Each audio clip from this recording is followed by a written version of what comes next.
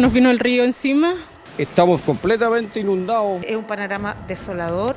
Es altamente presumible que haya más fallecidos. La ONEMI no es capaz de responder. Voy a dar un paso al lado en el momento que está la emergencia. Se declara inadmisible el requerimiento de inaplicabilidad. Han llegado hasta acá justamente para las oficinas de Sujimich. Concurrí voluntariamente a entregar todos los antecedentes que yo tengo.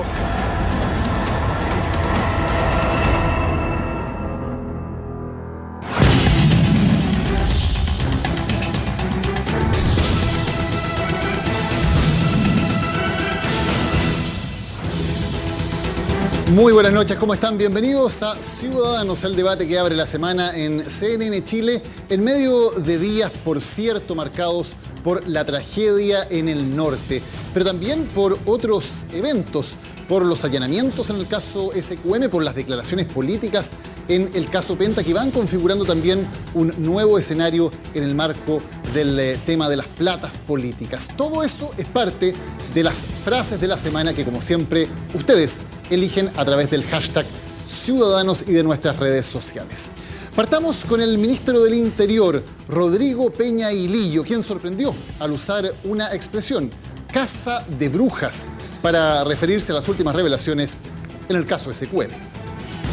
Paremos la casa de brujas y respetemos la honra de las personas y bueno, se tendrá que eso despejar. Peña Hilillo, protagonista de estos días, protagonista también Mahmoud Alewi, el subsecretario del Interior, para muchos más protagonista últimamente que su jefe directo, que el ministro Peña Hilillo. Alewi se sinceró de alguna manera antes de una comparecencia ante la prensa sobre los efectos políticos que podría tener también lo que está ocurriendo en el norte.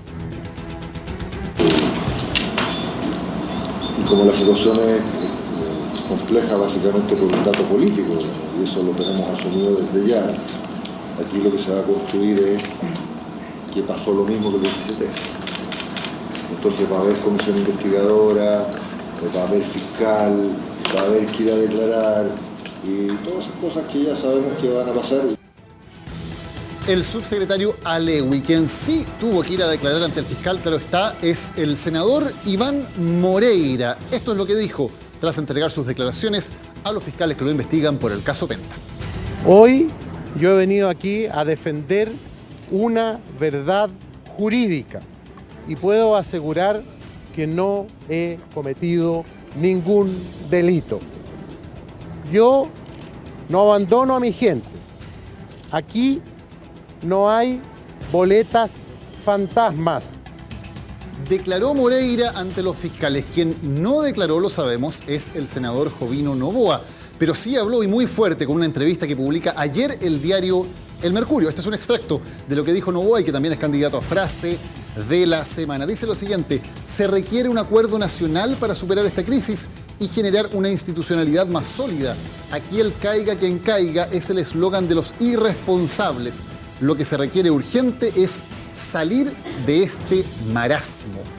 Las palabras del ex senador Jovino Noboa al diario El Mercurio. Ahí están los 4 candidatos a frase de la semana. Van a votar en primer lugar nuestros invitados, nuestros panelistas aquí en Ciudadanos, a quienes ya saludamos. La abogada Laura Albornoz. ¿Cómo está? Bueno. Muy bien. La también abogada Cecilia Pérez, el médico Jaime Mañalich y el sociólogo Alberto Mayor. Bienvenidos los 4. Muchas gracias. A ver, Laura, ¿cuál es la frase de la semana? La verdad que compiten porque persiguen el mismo objetivo, las del ministro Peña Hilillo con la del ex senador Noboa, ¿no? El tratar de buscar impunidad en un caso tan emblemático como este, o tratar de buscar acuerdos para ocultar, en definitiva, lo que es una legítima y verdadera, o probable legítima y verdadera responsabilidad penal y o administrativa, es intentar tapar el dedo con un sol, los tiempos, o con un dedo, el sol. La verdad que los tiempos han cambiado, no solamente la ciudad, la institucionalidad o la legalidad no lo admite, sino que la ciudadanía estaría molestísima con esta conducta. Acá no hay ni casa de bruja, ni tampoco hay acuerdo ni marasmo. Aquí lo que hay es aplicación de la justicia y dejar que las instituciones funcionen para que se averigüe y aquel que cometió un delito que pague por ese delito. Ok, voto conjunto entonces para Peña Hilillo y Noboa. Cecilia.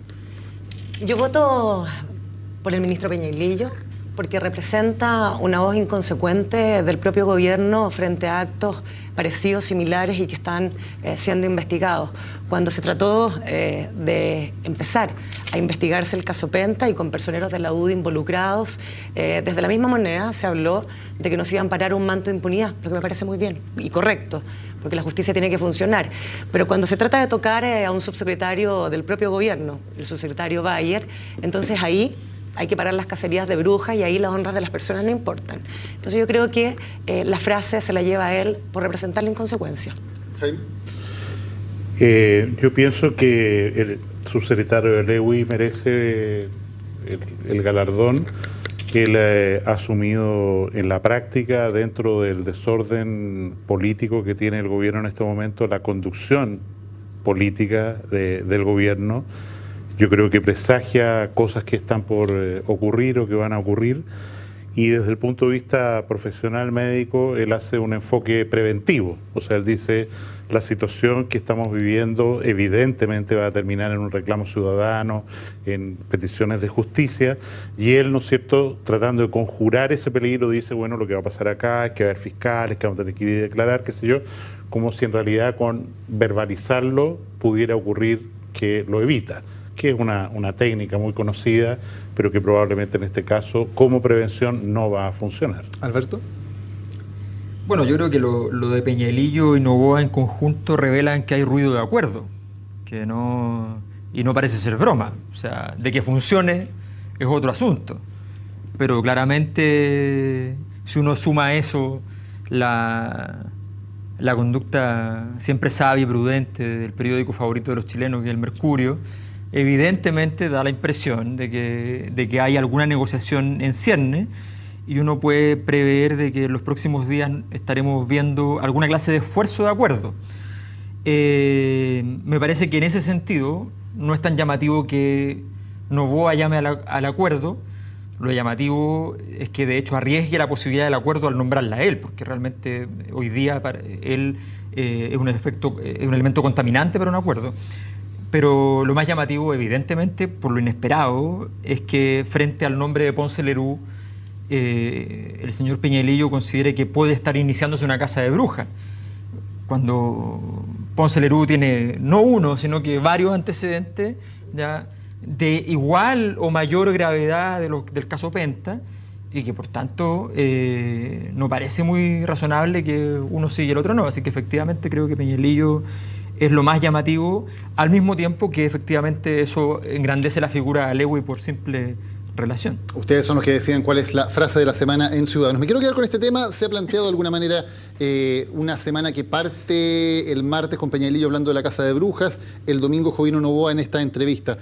¿También te parece, Laura, que hay conexión, que hay ese ruido de acuerdo del que habla Alberto? Sí, yo creo que o sea, no sé si hay, yo encontraría la mayor torpeza política llegar a un acuerdo en este estado de avance. Yo creo que no hay vuelta atrás en este momento histórico y en lo que significa la transparencia que nos demanda la ciudadanía, cómo se llevan adelante los procesos judiciales. Eso estaba bien para otras épocas, para épocas de transición, para épocas complejas, quizás desde el punto de vista de la estabilidad institucional. Yo no veo que exista esto hoy día. Hoy día existe una complejidad agudizada por una catástrofe nacional, por catástrofe climática, pero la verdad que no veo que haya una coyuntura propicia para lograr o buscar un acuerdo máxime con uno de los involucrados, porque además en los acuerdos participan personas que tienen una actitud como ecuánime, imparcial. Yo no veo que el ex senador Noboa esté en esa condición de ser el gatillador de acuerdo, porque él es especialmente involucrado. Recuerden ustedes que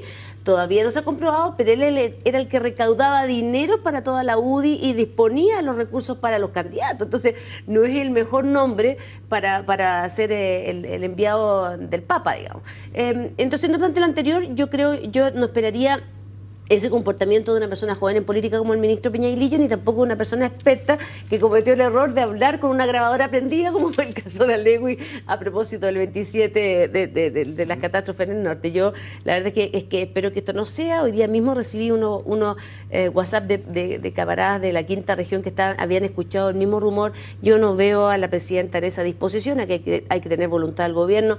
No veo esa voluntad, no creo que sea el ánimo de los presidentes de la nueva mayoría, y tampoco lo veo en el presidente de Renovación Nacional. Yo escuché ayer muy claramente a Cristian Monkever y no veo que sea su intención, sino más bien dar espacio para que los fiscales hagan su pega. ¿Es posible, es viable un acuerdo de este tipo, Cecilia? Yo creo que en este análisis falta un protagonista que también ha estado este fin de semana en la misma línea de la responsabilidad, del diálogo, que es el expresidente Ricardo Lagos, que también dio una entrevista y donde señaló, recordando también hechos pasados, de que faltaba un liderazgo presidencial que pudiese encauzar un posible diálogo que llevara a un acuerdo. Yo no lo veo posible en estos minutos. ¿Por qué? Primero porque efectivamente acá se tiene que saber la verdad. Acá tiene que haber hechos que sean condenados y acá tiene que haber justicia.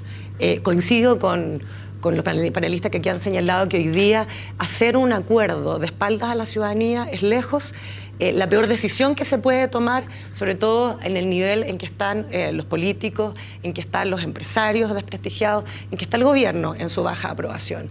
Pero sí creo que en su minuto hubo condicionantes que permitieron un acuerdo frente a un caso parecido o similar donde estaba involucrado el Estado, que fue justamente bajo el gobierno del presidente Ricardo Lagos, con el tema del MOPGATE, el MOPSIADE, los sobresueldos, los honorarios, donde existía un liderazgo presidencial, existió por parte de la oposición, en ese caso por la UDI, la posibilidad de un diálogo que significara no impunidad, porque hubo un ministro condenado, que fue el ministro Carlos Cruz, sino que más bien de cómo lograr que las instituciones pudieran reforzarse a través de leyes que así lo hicieran, y salieron todas las leyes de transparencia, de probidad, etcétera. Hoy día yo no veo diálogo posible, no veo dónde hay interlocutores para poder tener un diálogo, si uno quisiera ser más purista incluso. No veo interlocutores para un diálogo ni en la oposición a la que represento, no veo interlocutores para un diálogo en la nueva mayoría y menos en el gobierno. Y lo que es peor, no veo un liderazgo hoy día presidencial que pueda encauzar un reforzamiento, una institucionalidad que todos coincidimos que tiene que mejorarse y que va no solamente por el financiamiento político, sino que por un cambio radical a cómo está funcionando el Parlamento y el Congreso. En esa ocasión la solución fue cambiar leyes que luego supimos que tampoco se habían cumplido mucho, digamos, en los años posteriores, y además que Impuestos Internos dijera que los sobresueldos no eran tributables. Ahora también se habla de cosas parecidas, ¿no? De cambios legislativos, que también puede haber una interpretación que está haciendo Impuestos Internos, decía el propio Jovino Novoa en la entrevista, que no es la correcta. ¿Se puede dar una situación parecida que permita de alguna manera encauzar el tema político, evitando esto que algunos llaman el desfile de políticos por tribunales? Sí. Yo primero creo que este ruido de un acuerdo que se estaría gestando no es la primera vez en estas semanas, digamos, o meses en las cuales hay intentos formales de frenar esto. Y de hecho recuerdo un parlamentario de tu tienda que dijo que había pánico en el Congreso a propósito de la situación que se estaba viviendo. Quiero recordar que hubo un intento formal de defenestrar al fiscal Gajardo. Él presentó su renuncia a causa de esto y fue claramente una manera de tratar de que esta cosa terminara, sacarlo a él, generar otra instancia de investigación y poder llegar a un acuerdo. Con el actor fiscal Gajardo a cargo, en la realidad, independiente de que sea el fiscal nacional el que nominalmente está a cargo de la investigación, yo creo que ningún acuerdo es posible porque a él se le negó la posibilidad de ser fiscal nacional ya. Entonces no tiene nada que perder nada que comprometer en esta investigación que yo creo que él va a llevar hasta las últimas consecuencias. Salvo, Jaime, que hubiera una amnistía. O sea, que legalmente se dijera... ¿Qué es lo que sugiere el ex senador Novoa? Lo otro estuvo la maniobra del Tribunal Constitucional, que al final hizo perder tiempo.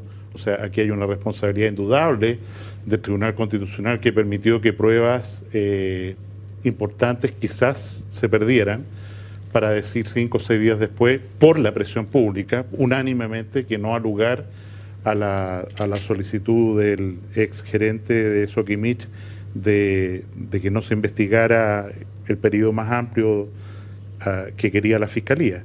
Y ahora estamos, parece, hay un olor a un tercer acuerdo, pero recordando otros tiempos, cualquier pronunciamiento de amnistía, como dices tú, requiere saber la verdad primero. O sea, ese es el discurso que hemos escuchado por decenas de años. ¿Cómo podría ocurrir que va a haber una amnistía y se va a perdonar a fulano mengano sin que haya investigación de lo que ocurrió? Y en ese sentido, la opinión pública hoy día, que tiene una fuerza muy diferente a cuando se gestó el acuerdo gracias al senador Longueira, domina la escena de tal manera que nada, estos son voladores de luces. Nada de esto va a ocurrir porque la opinión pública no lo va a aceptar. ¿Coincides, Alberto? Yo estoy convencido de que es muy difícil un acuerdo. Evidentemente creo que hay un problema a nivel de la opinión pública, pero hagamos el análisis político que tiene que hacer el gobierno. Imaginemos que estamos todos los aquí presentes en La Moneda analizando la situación y aquí no hay escenarios y medio, hay 2 escenarios.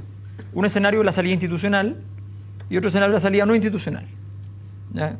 Para efectos prácticos, la salida no institucional se ha dado a llamar Asamblea Constituyente, que en realidad es institucional, pero es otra institucionalidad. ¿No? Felizmente en Chile no hay aparentemente ningún ruido de salidas extrainstitucionales a estas 2. Bueno, la institucional que se llama, que es en el fondo un acuerdo político, solo lo que hay como posibilidad es un acuerdo político. Demorarlo en el tiempo parece ser la única posibilidad, pero demorarlo en el tiempo al mismo tiempo es un problema. Solo abre la puerta más a la otra. Por tanto, es razonable que el gobierno haya hecho un análisis de decir: tenemos un problema con la presidenta Bachelet, que hoy día en persona propia está con un problema de legitimidad frente a la ciudadanía y que es algo que no está acostumbrada a tener. Ella está acostumbrada a sostener su gobierno en un fuerte carisma. Por tanto, ella necesita un golpe fuerte de timón. Eso hace que la posibilidad de una conversación, al menos, de allanarse una conversación con la oposición, es algo que le parezca bastante razonable. A la oposición, por el otro lado, a un sector más conservador, hay una cosa que le interesa por sobre prácticamente todas las cosas de la historia de Chile: el presidencialismo. Y por tanto, a ese sector tampoco le viene mal decir: ¿sabe qué? Yo estoy dispuesto a apuntalar a Michelle Bachelet porque esto cierra las compuertas a experimentos, primero el presidencialismo, después, ¿qué? El federalismo, el multinacionalismo, ya, en fin, la revolución. Entonces, los conservadores, como son en Chile, que son más conservadores que los conservadores, digamos, evidentemente yo creo que ellos ven con buenos ojos la posibilidad de un acuerdo. La pregunta que hay que hacerse es si es posible, si hay agua en la piscina. Lo más probable es que razonablemente ellos digan: por lo menos hay que intentarlo. O sea, por lo menos hay que rebotar, por último, intentar ir al Tribunal Constitucional. Si se rebota, bueno, se rebotará, pero hay que intentarlo. Estuvieron a punto de hacer la maniobra de cambiar al fiscal, estuvo a punto de funcionar. La verdad es que estuvo a minuto. Y si no es por la conducta profundamente valiente del fiscal Gajardo, o si quieren nihilista o lo que quieran, finalmente no se pudo. Entonces, ha estado ahí. No es que sea tan complicado. Yo creo que la posibilidad de intentar un acuerdo existe. Lo veo muy difícil. Creo que si la gente en Chile no ha considerado que es suficiente la entrega a la cárcel de 2 grandes empresarios muy connotados y famosos, y está pidiendo más, yo veo difícil que haya un camino en el cual se pueda hacer. Creo que lo que la ciudadanía pide efectivamente es que no haya impunidad. Creo que muchos están dispuestos a que no haya impunidad, al menos total, o sea, que efectivamente caigan algunos, no cualquiera, pero algunos. Pero yo creo que la ciudadanía está pidiendo nombres más fuertes. Y yo creo que si ocurriese, yo creo que hay un nombre que les permitiría hacerlo. Si cae Ponce Lerú, que significa la dictadura, significa la familia Pinochet, significa la tradición de la concertación, significa el nepotismo, significa todo lo que ha estado arriba de la palestra. No sería raro que se pudiera, pero ¿y quién hace caer a Ponce Lerú? Yo creo que lo que nosotros no podemos hacer en la línea especulativa de análisis político es hacer conjetura o fomentar la conjetura a la que nos somete el mismo periódico del cual tú hablabas y uno de los involucrados. Él nos pone en el juego... Esto ocurrió mucho antes. Esto viene del gobierno, está bien, Laura. pero esto nos pone en el juego el fin de semana Noboa por la falta de posicionamientos de tema y de agenda de gobierno. Yo no en esto he visto a la presidenta preocupada de ir a solucionar los temas en el norte, he visto a ministros preocupados de eso ante la falta de cierta expertise técnica para poner otros temas. Y la verdad es que lo que percibo es que lo que se está cometiendo como error por parte del gobierno es dejar que la agenda se lo conozca otro, que Noboa hable de ruido de sable, como dices tú, ruidos de acuerdo, que sea el Noboa el que hable de superhéroes. ¿No es primero Peñailillo el que pone la agenda ahí? Fíjate que lo de Peñailillo a mí más que un anticipo de un acuerdo me suena más que nada como un exabrupto, como un mal manejo comunicacional. Yo no creo que lo de él haya sido mira, adelántate que esto es lo que viene. No, yo creo que a él se le salió, él trató de contener, porque seguramente lo que tiene es lo que nosotros hemos observado, que este reclamo que yo te conté el otro día, el de miércoles a mí me llamó un senador y me dijo, no voy a decir su nombre, y no quiero decirlo, un senador y me dijo, hace el distingo entre uno y otro, no son todos los parlamentarios. No, sí, yo lo sé. Yo sé que no son todos los parlamentarios. Sabemos que hay parlamentarios que trabajan muchísimo. Sabemos que hay parlamentarios serios que se dedican a su distrito, pero justamente porque lo sabemos y lo que queremos que se haya claridad es que se tiene que aplicar la justicia conforme a la ley que está vigente cuando se cometieron los actos ilícitos, porque en nuestro sistema en nuestro derecho rige el Estado de Derecho. Y nosotros no podemos salvar normas con leyes retroactivas que lo que intentan es buscar un manto de impunidad, porque lo repudiamos en época de dictadura, las amnistías, que lo que hacían era olvidar o perdonar a los violadores de derechos humanos, y ahora todos los tuiteros que se enojan conmigo porque yo hablo de la dictadura, lo siento, hacia la vida, pero la dictadura existió en Chile y hubo gente torturada, desaparecida, como la condonamos en aquel entonces, la sancionamos, la repudiamos, igualmente repudiaríamos cualquier tipo de perdonazo en ese sentido. Lo que se aprobó con el caso Mosgate hubo un ministro preso, lo que se acordó fue una política de cómo operar de ahí hacia el futuro, leyes de probidad, leyes de transparencia. Y el caso de impuestos internos de allá para atrás, que no se tributaban los sobresueldos. Pero eso que se hizo y que fue repudiable no lo podemos volver a repetir. Yo creo que el modelo y buscar acuerdos no es admisible en el Chile del 2015. ¿Cuál es la salida? Y lo que nosotros, la salida es institucional, que se aplique la justicia. Okay. ¿Cecilia? ¿Es esa la salida? ¿La única? Es que a mí me tú hablas del liderazgo también. ¿Qué significa concretamente que haya un liderazgo? ¿Qué tiene que buscar ese liderazgo? ¿Qué pasa, Daniel? Yo creo que efectivamente dentro de las instituciones que nosotros tenemos un Estado de Derecho hay un marco normativo, nos regimos por una democracia de las cuales muchos nos sentimos profundamente orgullosos. Yo siento que efectivamente la justicia cumple un rol esencial en términos de esta reconciliación que tiene que existir entre muchos grupos de interés en el país con la ciudadanía. Pero por otro lado, y por lo tanto creo que se tiene que saber la verdad, lo he dicho en montones de oportunidades, se tiene que juzgar, se tiene que condenar, no en la plaza pública, no en el circo romano, sino que dentro de la institucionalidad que hoy día nosotros tenemos y que tiene que funcionar. Pero por otro lado, el ruido que a mí me hace, que va en el tema del acuerdo, yo, por supuesto, que anhelaría justamente por el fortalecimiento de la democracia, sabiendo la verdad, sabiendo que la justicia funcione, de que nos pudiésemos dar un marco regulatorio mejor que el que hoy día existe, porque quedó comprobado con la forma de financiamiento a las campañas políticas, con cómo se financiaban fuera de ley, que tenemos un vacío enorme que abordar, que hay que abordar un vacío que existe entre la relación entre la política y los negocios, que es transversal. Se cayó con el tema de Soquimich, entre otras cosas, el dogma de que el empresariado solo financia la derecha. Acá hay una transversalidad que es súper preocupante y mucho más preocupante cuando uno ve que, en el caso del señor Ponce Lerú, que tú nombrabas, ex yerno de Pinochet, eventualmente financiaba a personas de distintos colores políticos. Uno dice, ¿por qué? Es una cosa bastante extraña. Frente a eso yo digo, diálogo para mejorar, después de que se haga justicia las cosas, con una institucionalidad que tiene que funcionar y con un marco regulatorio que sancione. Por ejemplo, ¿por qué los parlamentarios que están involucrados en hechos ilícitos no pueden renunciar? Yo he escuchado mucho en Twitter y en la ciudadanía que renuncien. Legalmente no pueden renunciar, si es que no pierden el cargo por fallecimiento o por un motivo de salud que lo hace incompatible con el cargo. Legalmente no pueden renunciar. Y yo creo que todas esas cosas se tienen que considerar. Yo no estoy de acuerdo con el fuero parlamentario. No me gustan los chilenos clase A, clase B. Entonces yo creo que hay muchas cosas que hay que abordar con diálogo y con liderazgo. Y lo que yo no veo hoy día, primero, es con quién dialogas.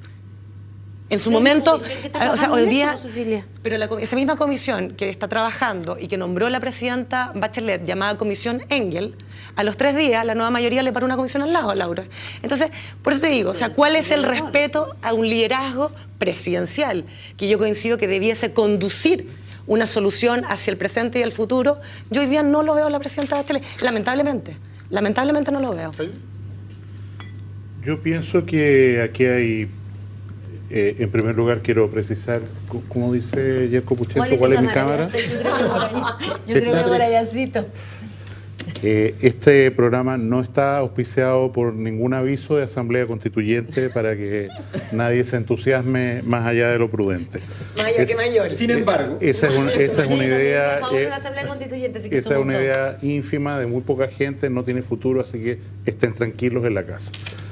Respecto a lo que se me pregunta, yo pienso que efectivamente es imprescindible que la justicia opere los 3 casos, hasta las últimas consecuencias, los 3 casos que conocemos, emblemáticos, Penta, Cabal, Soquimich, hasta las últimas consecuencias. Pero simultáneamente creo que hay que hacer un gesto muy trascendente que en mi opinión ya está puesto por el astuto expresidente don Ricardo Lagos, que es el momento de hablar de una nueva constitución. Y si la presidenta Bachelet tomara esa bandera, se la quitara a Ricardo Lagos, evidentemente la situación para ella podría mejorar política y comunicacionalmente. Pero tiene que y cuando hablo en su programa de gobierno en todo caso, por si acaso. El programa de gobierno ya está en la basura. Ya terminó el gobierno. Yo no lo he visto, ¿no? Yo te cuento, te informo. El programa de gobierno, este gobierno ya terminó. ¿Ah, sí? Te cuento, te informo. Sigue gobernando ella en todo caso, te cuento para que le diga que todavía no saca el terno a tu candidato. O tiene mucho, a lo mejor, no necesita más. Pidiendo un poquito de respeto, Laura, por favor. ¿Pero si es tu candidato? No. Pidiendo respeto a mí. Muy bien, muy bien. Estoy hablando, muy bien. no me interrumpa. Muy bien. Lo que digo es que hay que establecer, me parece, los mecanismos de una nueva constitución acotada, a algunos puntos, pero hacerlo ya ahora. Y por esto hablo, ver el rol del Tribunal Constitucional, evaluar la posibilidad de tener plebiscitos, al menos regionales, en temas que se definan y sobre las que la ciudadanía plebiscitos vinculantes estoy hablando, que se vuelva, con mucho respeto, Cecilia, al voto obligatorio, no a voto voluntario.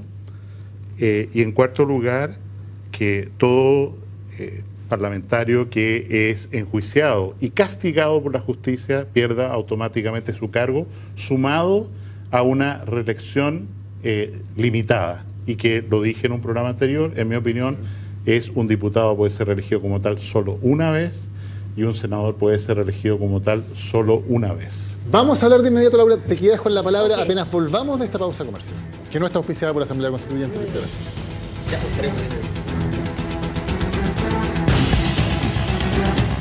Debe haber nueva constitución, hablaba Jaime de aquello. Una encuesta que a ti no te gusta mucho, Laura, la voy a citar igual. La encuesta Plaza Pública Cadem de hoy tiene un dato que no te va a gustar mucho, es que la presidenta Bachelet baja 29% su aprobación, pero uno que sí te va a gustar, que el 73% quiere una nueva constitución.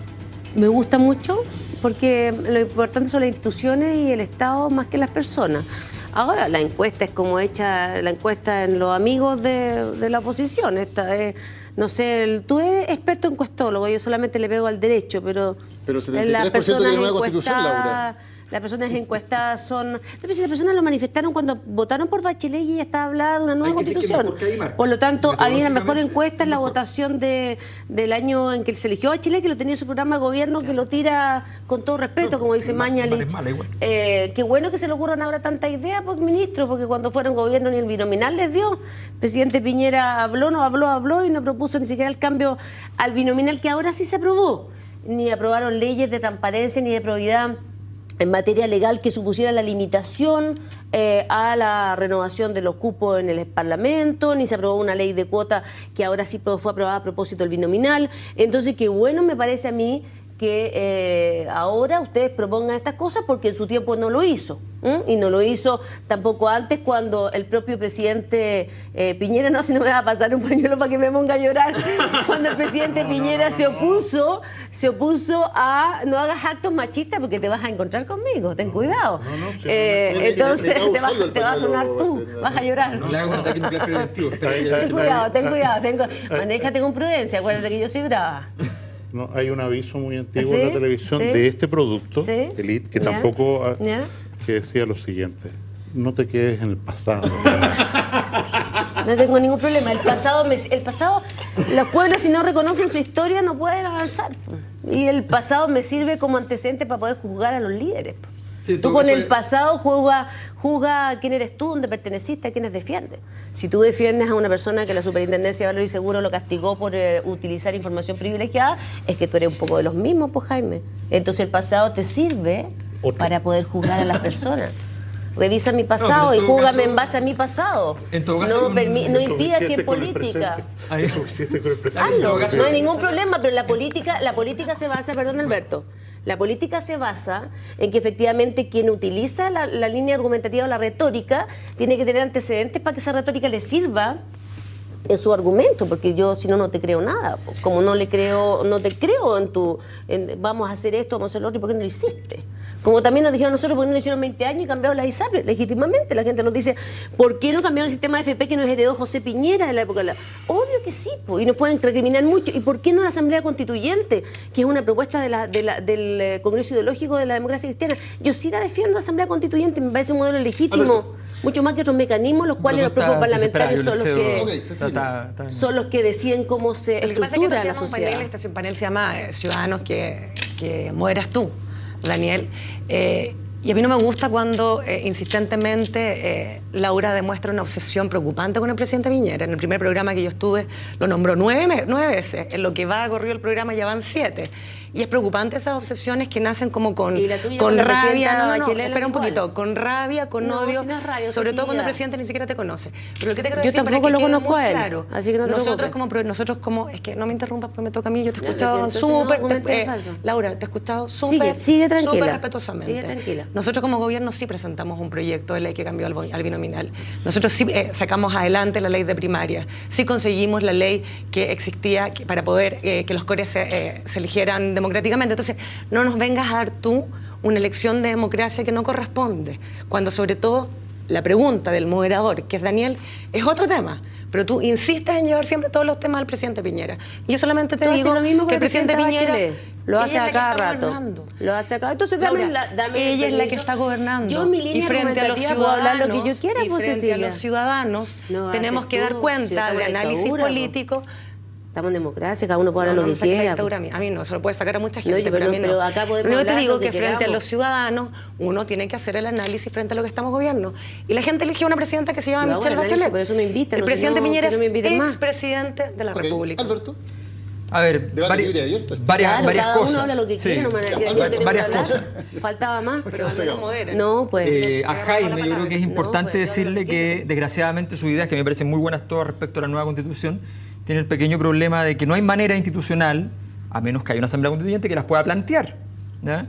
En una Asamblea Constituyente efectivamente existe la posibilidad de introducir contenido desde la modesta posición de un ciudadano de a pie, donde hoy día se encuentra el exministro Mañalich, y en cambio los otros mecanismos impiden que eso acontezca. Normalmente ha ocurrido en la historia de Chile que pasamos de una constitución de portales, ¿ya?, a una constitución como después la de los años 20, hecha también en comisión, y luego hecha en una comisión en plena dictadura, fundamentalmente por Jaime Guzmán. Por tanto, tenemos que abrir la posibilidad para que justamente esas ideas aparezcan, y esa posibilidad se da a la Asamblea Constituyente.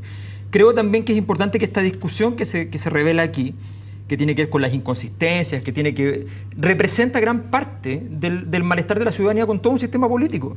Ese es exactamente lo que uno puede ver respecto a la sensación de traición, a la falta de verdad, a la falta de convicción, ¿ya? Yo entiendo que la democracia cristiana en su congreso ideológico se manifiesta de un modo bastante progresista a favor de ciertas ideas. Sin embargo, sus actos no revelan su actitud, desgraciadamente. Yo no hablo de ti, Laura, hablo de la Democracia Cristiana como partido, donde fundamentalmente el factotum fundamental de estos últimos años en el mandato de Walker ha sido Gutenberg Martínez, que hoy día además organiza la lista que gana recientemente, y la verdad es que lamento mucho un partido que tampoco se ha hecho cargo de su historia, un partido que hoy día está el libro de Agustín Edwards es un libro brutal respecto a los archivos desclasificados, ya mostrando cómo el rol del expresidente Frei Montalva en convocar a Estados Unidos a incitar un golpe de Estado. No obstante, lo dice el mismo embajador, cada vez que le decían, bueno, usted me está diciendo que hagamos un golpe, él decía, no, yo estoy diciendo que hagan propaganda, nada más, ¿ya? Entonces, la verdad es que aquí hay un rol histórico que todos tienen que cumplir. Aquí hay una serie de verdades que no se han dicho, no en 10 años, no en 15, no en 20, sino que en 40, 45 años, ¿ya? De las cuales hay que hacerse cargo. Y eso es lo que entró en crisis. Eso es lo que generó el problema de legitimidad que hoy día existe. Nos quedan pocos minutos, no quiero dejar de pasar al tema de lo que está pasando en el norte y concretamente la reacción, el tema de la prevención y el tema en general de nuestro sistema de emergencias. ¿Cómo queda después de esto? Jaime, con además la experiencia de haber tenido que vivir varias circunstancias de este tipo como ministro, ¿qué te parece que revela esto? Porque no es primera vez que cuando hay una catástrofe en Chile, nos teníamos quejando de si se podía prevenir, si se podía avisar mejor, si están coordinados los sistemas de emergencia y si la institucionalidad que tenemos finalmente da el ancho o no. Nosotros estamos condenados por nuestra geología a vivir en un país lleno de catástrofes cada muy pocos años. Nosotros somos una franja que mide entre 300 y 200 kilómetros de ancho de tierra inclinada, entre una cumbre de 6.000 metros y una profundidad de 6.000 metros. O sea, 12 kilómetros y ahí estamos colgando.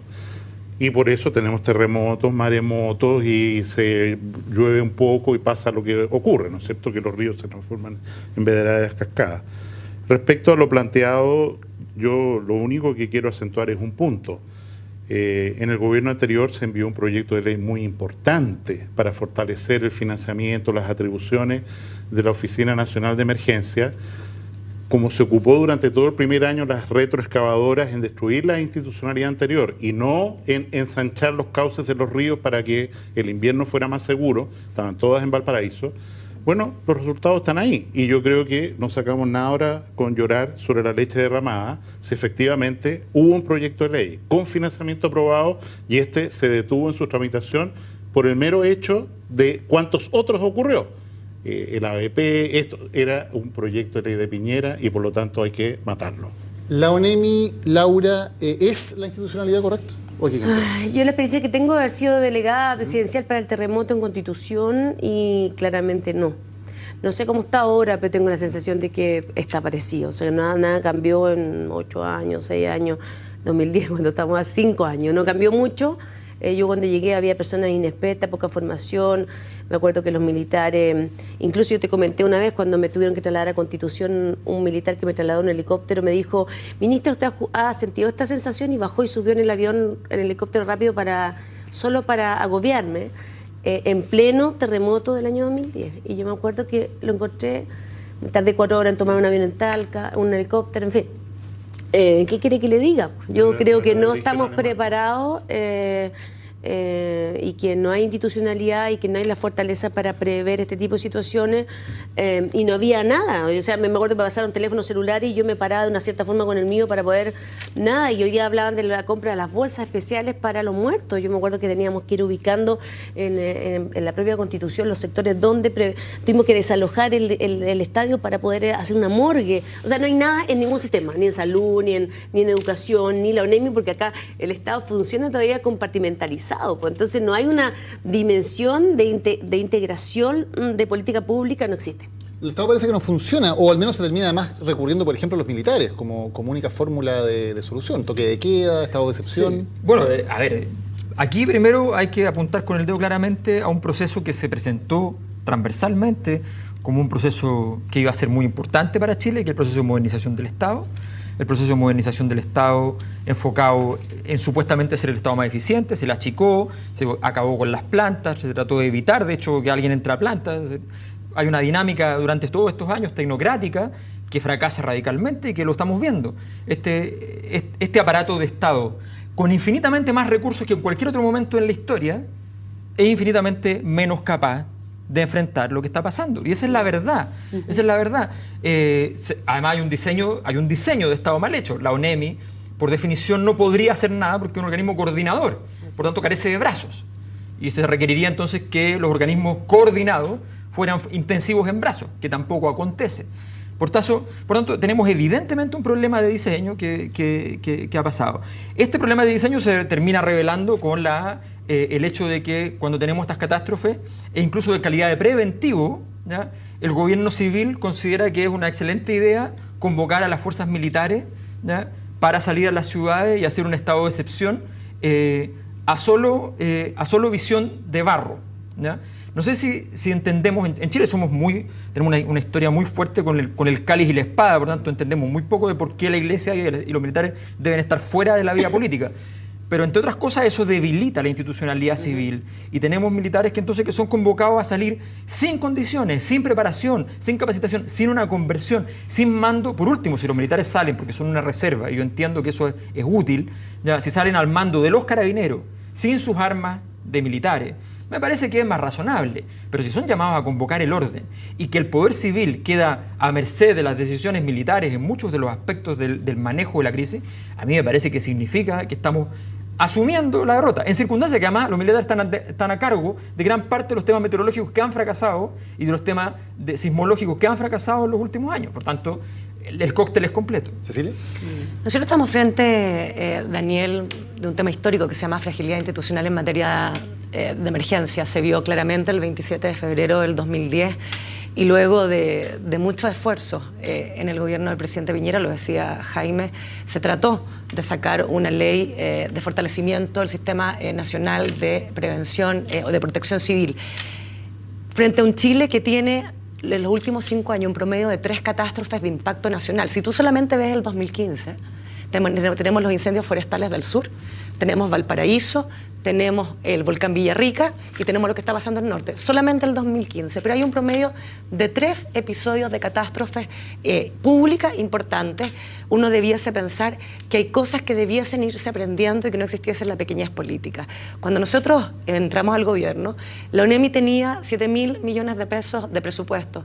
No solamente, porque esto puede ser solamente número, no solamente más que se dobló a 16.000 millones de pesos, sino que se trabajó tecnológicamente en fortalecerla, no solamente en un edificio nuevo, sino que en ir preparando a los directores regionales que eran electos por alta dirección pública, y que ahí tenemos otro problema, porque gobierno que llega, gobierno que los despide, por lo tanto se pierde una expertise importante, al menos en esta materia, que uno no debiese dejar de mirar. El 27 de febrero, 8 de las 15 oficinas de la ONEMI estaban en zona de inundación. Como para darte un tema de que esto ha sido histórico.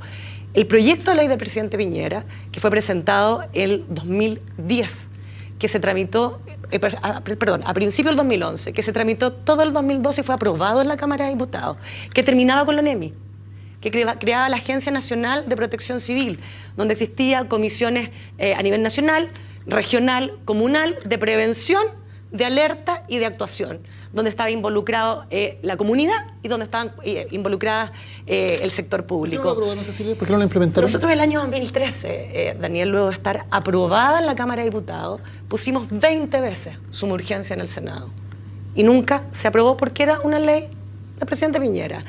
Viene el terremoto en Iquique, que le toca a la presidenta Bachelet enfrentarlo, y el ministro del Interior, me acuerdo que en una forma muy sentida, él señala que ahora se van a preocupar porque encontraban que el proyecto nuestro era malo, tienen el legítimo derecho a encontrar lo malo. Uno dice dónde está la propuesta alternativa. El 16 de diciembre del 2014, hace 3 meses atrás, la presidenta Bachelet, en una ceremonia en la Moneda, firma las indicaciones para este nuevo sistema que va a fortalecer la ONEMI, y todavía no se ha tramitado. ¿Y quién lo hace? Lo pone en tabla el senador Alberto Espina en la Comisión de Gobierno para que se empiece a tratar luego de críticas, Daniel, para que no digan que toda la crítica es de la oposición, fuertemente la bancada de la Democracia Cristiana, y particularmente de la diputada del distrito, de uno de los distritos de la región de Atacama, Yasna Proboste. Probablemente, Cecilia, mucha gente que nos está escuchando debe estar pensando, ¿cómo es posible que frente a un tema que no es propiamente ideológico, como es la respuesta ante una emergencia, ante una catástrofe, estando aquí todos de acuerdo en que es un tema de la máxima importancia, no seamos capaces de ponernos de acuerdo en una política de Estado que trascienda los gobiernos, sea del signo que sea, y que pueda aplicarse sabiendo que va a ser un tema relevante en todos los años que vienen en Chile. ¿Cómo es posible que en temas como estos terminemos hablando de esto, digamos, de quién presentó el proyento, de quién no lo presentó, de cuál es la indicación, de que el gobierno cambió de mano? Sí, voy más lejos, un detalle, voy más lejos, simplemente. 7.000 millones, 18.000 millones, estamos hablando ya de 30, 40 millones de dólares. Cuesta un edificio eso. Eso es lo que cuesta un edificio bien equipado, un hospital. ¿Ya? Eso estamos... Bueno, claro, pero los hospitales más chiquitos, ese es el valor que tienen. Bueno, de eso estamos hablando, o sea, estamos hablando de un monto que es muy pequeño, la gente lo ve grande, pero en realidad no es nada para una unidad del Estado que está encargado de una emergencia en un país de 4.000 metros. Yo tengo la sensación de que en general la política de prevención respecto a la ocurrencia de ciertos sucesos, lo mismo uno lo observa en la industria minera, la industria energética y los daños medioambientales, hay poca capacidad instalada ingenieril de prever la ocurrencia, o de prever, ¿está bien la palabra? Prever la ocurrencia de hechos de esta magnitud. Entonces la gente dice, mira, pero si pasa, ya están diciendo cada 100 años, ¿para qué entonces vamos a invertir si mientras tanto hay que hacer un hospital o un consultorio? Entonces yo creo que existe esa poca mirada a largo plazo que está además marcada por los ciclos políticos que la hace mucho más difícil. ¿Qué nos dice el hecho de que cada vez que hay alguna catástrofe en Chile inmediatamente hay que imponer toque de queda porque comienzan los saqueos, porque comienzan los desórdenes? En un país supuestamente ordenado, respetuoso de la ley, solidario, decimos siempre en las catástrofes, ¿qué marca esto de que en cada catástrofe parece que si no sacamos a los militares armados hasta los dientes a la calle, se destruye la sociedad? No tal pie que ahora no había ocurrido. Pero el 27 de febrero sí. Sí. Y ahí ocurrió. Ocurrió en una de las comunas. Yo creo que desgraciadamente eso habla de que nuestra paz social, nuestros acuerdos sociales son muy frágiles, producto de la gran inequidad o de la desconfianza en el mundo político, la razón que fuere. A mí me sorprendió enormemente escuchar al mismo subsecretario Lewy que a propósito de la muerte triste de un carabinero ayer, para la próxima va a haber estado de sitio. O sea, digo, oye, si empezamos en esto, ¿para dónde vamos? O sea, ¿cómo? Ahora porque el día del joven combatiente va a ser un día de estado de sitio. Eso es lo que dice el subsecretario del actual gobierno.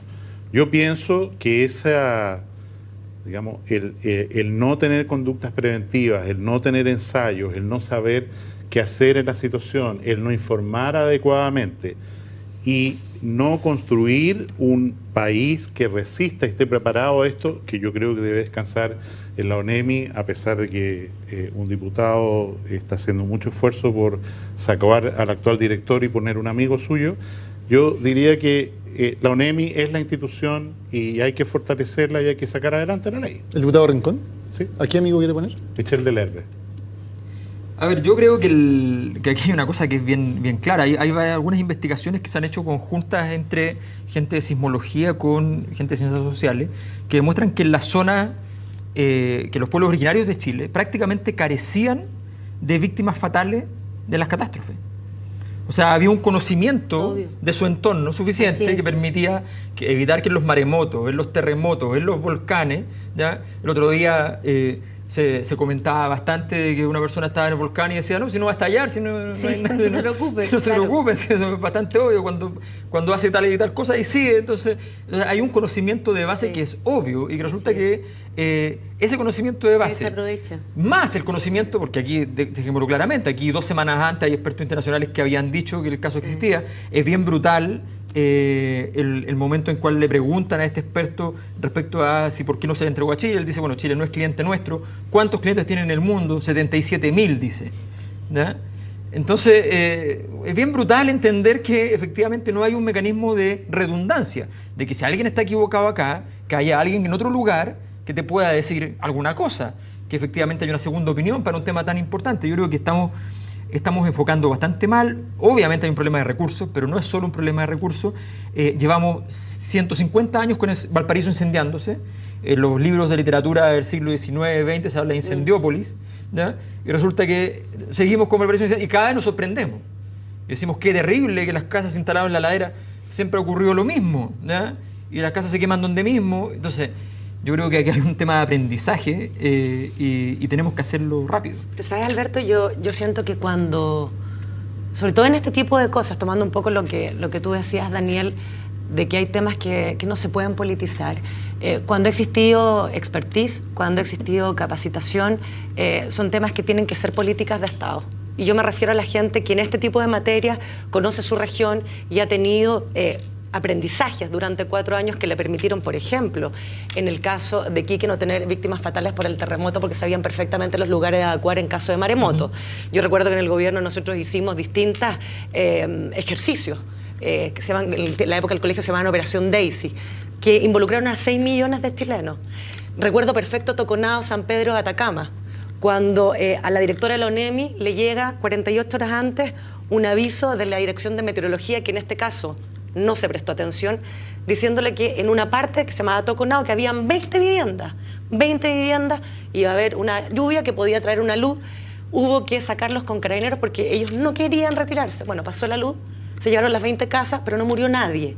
Entonces, esa falta de entender que hay cargos que tienen una preparación y que tú no puedes, por un cuoteo político en el gobierno que sea, ir cambiándolos porque se pierde esa expertise, yo creo que es un problema profundo que hay más allá de todo lo que tú has dicho. Habrá que decir que en todo caso el presidente Piñera hizo varias evacuaciones que no eran necesarias y eso también es un problema institucional. O sea, cuando nosotros evacuamos las cosas que no debemos y no evacuamos las que debemos, ya el cuadro está completo. Yo prefiero, Laura, Jaime Alberto, estamos en el tiempo. que haya alarma y prevenir eso, pero yo a que decir, no, sabes que no pesco el informe de la Dirección Meteorológica y hoy día tengo desaparecidos y muertos. Muchas gracias por habernos acompañado, ciudadanos. ¿Cómo? Menos mal que se está ganando programa, porque lo había mencionado una vez. Bueno, vamos a hacer la contabilidad de cuánto menciona cada persona, cada presidente o expresidente. Vamos a hacer una estadística muy completa y la vamos a subir a internet. Muchas gracias por habernos acompañado. Cecilia, Laura, Jaime, Alberto, gracias a ustedes también. Esta es la frase que ustedes eligieron como la frase de la semana. Buenas noches.